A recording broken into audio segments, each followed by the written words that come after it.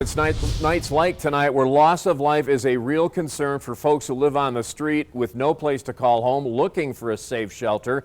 News 5's Spencer Humphrey joins us live in our continuing coverage. More on the growing impact of COVID on the homeless population, Spencer, in addition to the frigid temperatures. Well, normally on a cold night tonight, homeless members of our communities might choose to stay at a shelter like across downtown at the Springs Rescue Mission. But lately, more and more of them are finding themselves staying here at this COVID isolation shelter at the City Auditorium. I think that our homeless community, they fight a lot of battles. At the Springs Rescue Mission, we've been averaging about 300 to 325 individuals finding shelter at the rescue mission. The elements are one battle they aim to keep people from having to face. When the temperatures drop, more individuals say we've got to get out of the cold. Weeks like this, the shelter gets crowded, but there's plenty of room. We have capacity to shelter 450.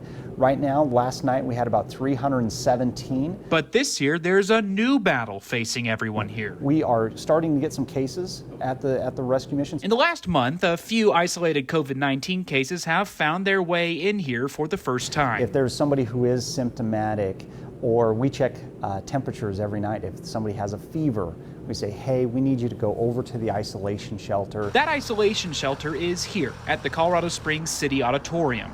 We had seen 180 individuals go through the isolation shelter since it started in April. The shelter, put together through the Community Health Partnership along with other community groups, is open to anyone who has nowhere else to go while isolating with symptoms. We saw minimal numbers. On average, we were typically seeing 3 to 5 people in there at a time. That was when the shelter first opened, but within the last couple weeks, we're seeing upwards of 25 to 30 people a day. With room for 75, there's not a huge worry of overcrowding just yet, but there is a concerning trend. Before it was symptoms and then they would have testing and they might come back negative. Now we're seeing a good majority of those folks coming back positive. A new battle for a community already facing an uphill battle.